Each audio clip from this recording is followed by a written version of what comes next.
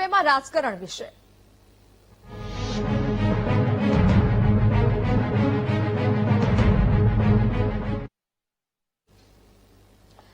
અમરેલી જિલ્લા કોંગ્રેસ પ્રમુખ પ્રતાપ દુધાતે સાધુ સંતોને અપીલ કરી છે. ખેડૂતો પરેશાન છે, સાધુ સંતો આગળ આવે તેવી વાત કરવામાં આવી. નાની ક્ષતિ થઈ હોય તો પણ સાધુ સંતો બોલતા હોય છે. 7 દિવસ થયા, એક પણ સાધુ સંતોને મગનું નામ મરી નથી પાડ્યું તેવી વાત તેમણે કરી. ખેડૂતો માટે તમારે બોલવું પડશે તેવી વાત પ્રતાપ દુધાતે કરી છે. તો જ પ્રકારે હાલ સાધુ સંતોને પણ પ્રતાપ દુધાતે અપીલ કરી છે. બોલવું પડશે, ખેડૂતોને વારે આવવું પડશે. ખેડૂતો માટે સાધુ સંતોએ પણ આગળ આવવાની વાત છે તે પ્રતાપ દુધાત દ્વારા કરવામાં આવી છે. લાગણી સાથે હું કહી શકું કે નાની એવી કોઈ ક્ષતિ થઈ હોય તો ગુજરાતના સાધુ સંતો બોલતા હોય. આજે 7 દિવસ થયા, એક પણ સાધુ સંત મગનું નામ મરી નથી પાડતા. શા માટે? ખેડૂતનો દીકરો બિચારો બાપડો બની ગયો છે, બોલતા નથી. તમારે બોલવું પડશે. જ્યારે સજ્જન માણસો મૌન રહે છે ત્યારે મૂર્ખ માણસો લોકોને મૂર્ખ બનાવે છે. મૂર્ખતામાંથી બહાર આવવા માટે હાથ જોડીને વિનંતી કરું છું, ગુજરાતના અમે નામ લીધેલા લોકો બધા જ જેને લાગુ પડતું પોતાના સોશિયલ મીડિયા ઉપર બોલો, પોતાના પત્ર વ્યવહારથી બોલો, જ્યાં ઓટલે જ્યાં જરૂર પડે ત્યાં બોલો. તો જે પ્રકારે કમોસમી વરસાદને કારણે ખેડૂતોને આટલું બધું નુકસાન થયું છે, મગફળીનો પાક છે તે નિષ્ફળ નીવડ્યો હોવાની વાત ખેડૂતો કરી રહ્યા છે, ત્યારે હવે પ્રતાપ દુધાતે પણ સાધુ સંતોને અપીલ કરી છે કે ખેડૂતોની વારે આવે ને હવે નાની ક્ષતિ હોય તો પણ તેમને હવે બોલવું પડશે તેવી વાત તેમના દ્વારા કરવામાં આવી છે. તો મહામંડલેશ્વર જગદેવદાસજી બાપુ આપણી સાથે જોડાયા છે વાતચીત કરવા માટે. બાપુ, સ્વાગત છે આપનું વીટીવી ન્યૂઝમાં. સૌથી પહેલા તો આપણે તમામ લોકો જે પ્રકારે જાણીએ છીએ કે કમોસમી વરસાદનો માર એટલો બધો પડ્યો કે ખેડૂતોની હાલત કફોડી બની છે, અને હવે કોંગ્રેસ પ્રમુખ અમરેલી જિલ્લાના પ્રતાપ દુધાતે એક એ પ્રકારની અપીલ આપ લોકોને કરી છે સાધુ સંતોને કે ખેડૂતો માટે બોલવું પડશે. શું પ્રતિક્રિયા આપશો? બેન, એમને એક બહુ સરસ વાત કરી કે જયારે બુદ્ધિમાન હોય ત્યારે મૂર્ખ લોકો બોલવાનું રહે છે. તો સાધુ સંતો કોઈ ઇન્દ્ર દેવતાને બંધ ન થઈ જાય. આ વાતાવરણ છે, પ્રકૃતિનું આ કારણ છે, અને સંતો હંમેશા ખેડૂતોની સાથે છે. ખેડૂતોને જ્યારે સમસ્યા આવે ત્યારે ખેડૂતોને એને સાંત્વના દે છે, દેતા હોય છે. ભાઈ અમૃતના હાથમાં છે, રોકી નથી, પણ આપણાથી બને એટલું શક્ય હોય એટલું બચાવવાની કોશિશ કરો. આપણા પશુ પક્ષીઓ હોય, જે જીવ હોય, ગાય ભેંસ વગેરે તમે રાખતા હોય એને બચાવવાની કોશિશ કરો, એનો ચારો બચાવો. તમારો પાક જે હોય એટલો લઈ શકો એટલો લઈ લો.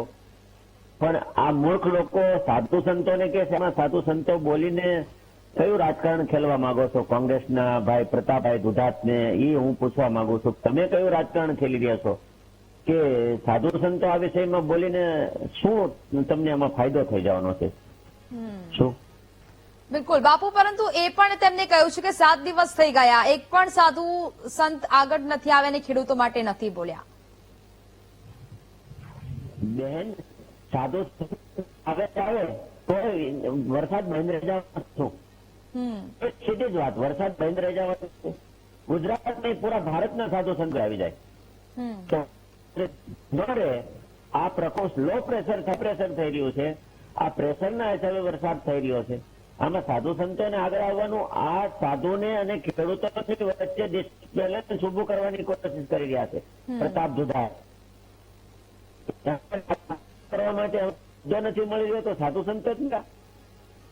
અરે ભાઈ, સાધુ સંતો કોઈ પણ ક્ષેત્રના ગામના વિસ્તારમાં ત્યાંના સાધુ સંતોને કોઈ પણ ખેડૂત મળે છે તો સાધુ સંતો હંમેશા એને સાંત્વના જ આપતા હોય છે. ભાઈ, આ કુદરતી હાનિ છે, તકલીફ એવું બધા કહેતા જ હોય છે જે ખેડૂતોને તકલીફ પડી હોય, બરોબર. પરંતુ એના કહેવાથી, પ્રતાપ દુધાતના કહેવાથી કોઈ સાધુ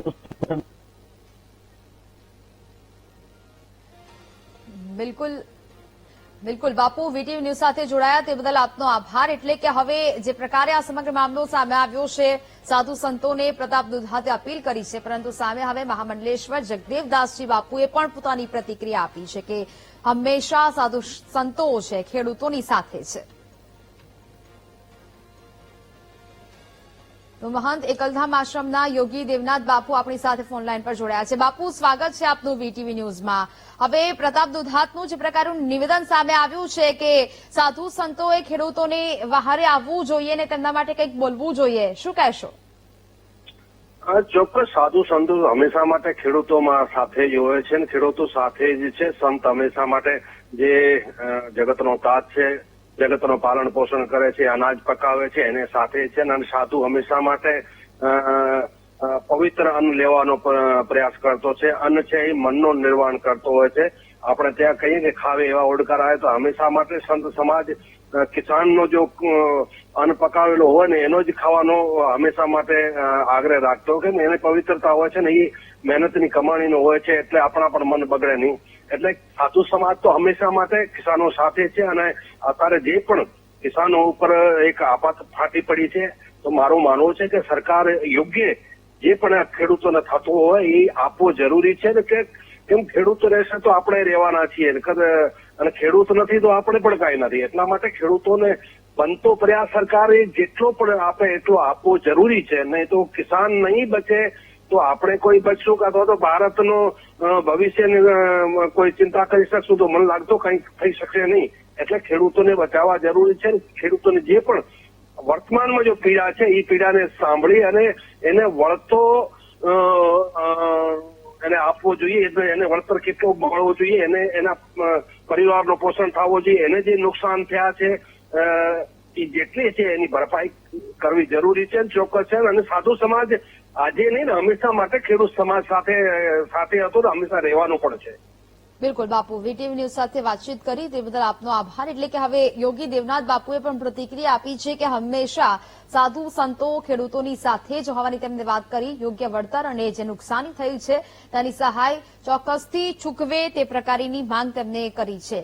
નાની ક્ષતિ હોય તો પણ બોલે તેવી પ્રતિક્રિયા છે તે આપી હતી પ્રતાપ દુધાતે. તેમને સાધુ સંતોને અપીલ કરી હતી કે જે પ્રકારની પરિસ્થિતિ છે ને તેમાં સંતો પણ આગળ આવે.